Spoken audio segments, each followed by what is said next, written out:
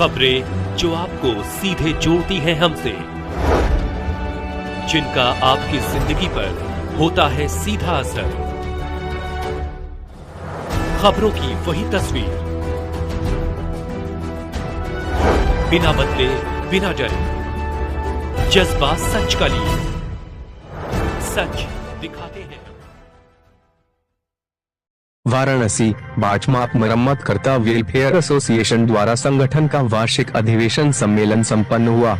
वाराणसी के मैदागिन स्थित पराड़कर भवन सभागार में संगठन के प्रदेश अध्यक्ष श्री सुनील उपाध्याय ने अपने संबोधन में बताया कि हमारे विभाग के श्रीमान नियंत्रक महोदय द्वारा ऑनलाइन सत्यापन से संबंधित जिन आदेशों के तहत ऑनलाइन सत्यापन को अनिवार्य किया गया है, वह व्यवहारिक रूप से अत्यधिक कठिन है। श्रीमान नियंत्रक महोदय के इस आदेश के अनुपालन करने में समस्त व्यापारी सक्षम नहीं है और न ही समस्त विभागीय लाइसेंसी ही सक्षम है, क्योंकि बाटमाप के सत्यापन कार्य हेतु मरम्मतकर्ताओं को व्यापारी के परिसर पर जाकर ही सभी औपचारिकताएं पूरी करनी पड़ती हैं।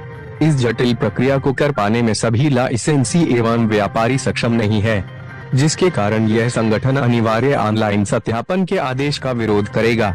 श्रीमान नियंत्रक महोदय से संगठन यह मांग करता है कि सत्यापन की दोनों प्रक्रिया ऑफलाइन एवं ऑनलाइन चलनी चाहिए।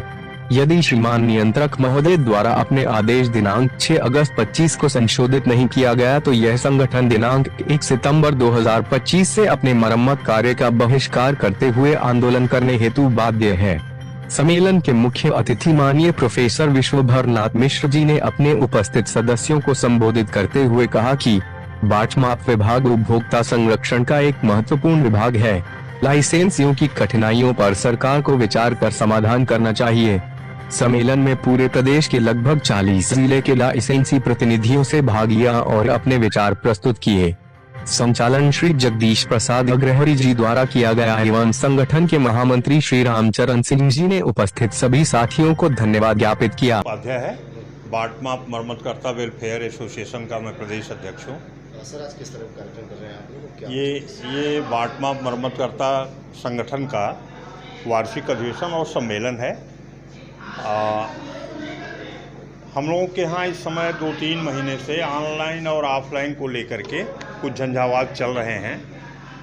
जिस प्रकार के सिस्टम अपनाए जा रहे हैं उससे हमें कठिनाइयाँ हैं।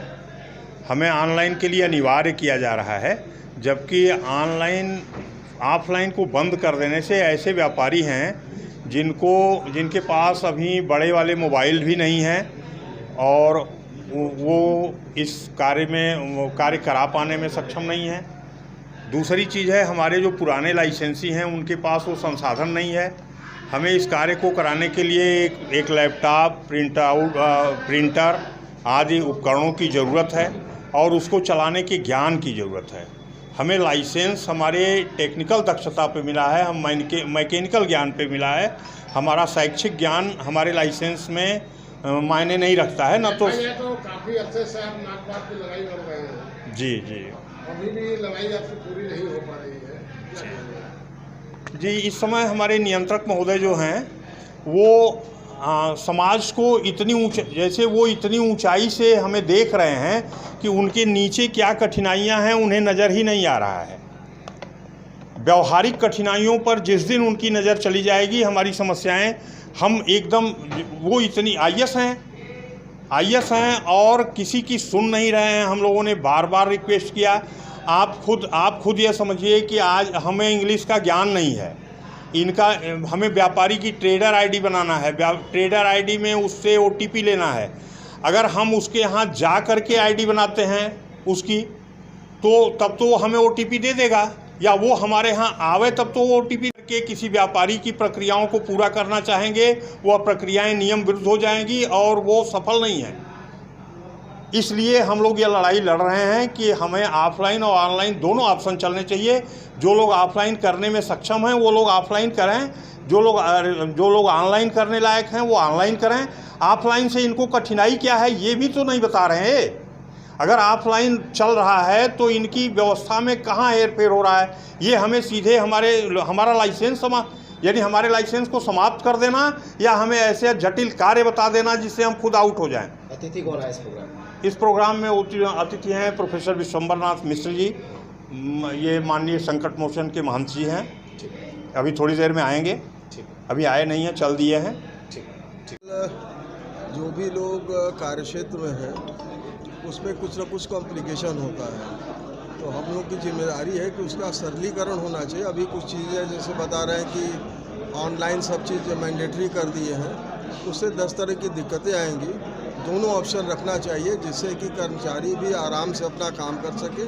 हमारे ख्याल से वही सबसे बड़ा इन लोगों का दिक्कत है, तो इसको हमारे ख्याल से सरकार को भी सुनना चाहिए और इनके फेवर में कुछ डिसीजन लेना चाहिए ताकि अपना काम सुचारू रूप से कर सके। और देखिए हमारे व्यवसाय में इनका बहुत ही महत्व है, तो महत्व है तो आपको उसी ढंग से इसको टैकल भी करना चाहिए। तो हमारा अनुरोध है कि इनकी जो जायज़ मांगे इस तरह की है वो सरकार को भी सुनना चाहिए, क्योंकि कोई ऐसे नहीं है आपके इस तरह फोरम पे आता है और फिर डिस्कस करता है, तो उसमें निश्चित कुछ न कुछ दिक्कतें हैं, इनको वो सुनना चाहिए सरकार को। सर, वर्तमान कॉर्पोरेट कल्चर और आधुनिकीकरण जैसे बता रहे हैं कि ऑनलाइन ऑफलाइन दोनों मोड रहे, तो हमारे ख्याल से और अच्छी व्यवस्था होगी। कुछ लोग और मतलब ऑनलाइन भी करना प्रीफर करेंगे, लेकिन कुछ लोग जाके साइट पे भी फिजिकली अपना करना चाहते हैं। ये दोनों ऑप्शन रखना चाहिए। प्रशासन और अधिकारियों के बिहेव में कहीं ना कहीं रूढ़ियतपना का एक बातें हो रही हैं कि जो अधिकारी वर्तमान में महाराज जी आपसे अक्सर भेंट होता है, क्या कहेंगे? कुछ तानाशाही अफसरशाही बढ़ रही है सर? नहीं, वो सब चीज़ें देखिए हम वो सब ज़्यादा डिटेल में नहीं जाएंगे, लेकिन ये ज़रूर है कि जो पब्लिक डोमेन में लोग काम करते हैं वो भी हमारे तरह आपके तरह लोग हैं, उनके भी सुख सुविधा का ध्यान रखना चाहिए, तभी काम अच्छे से हो सके।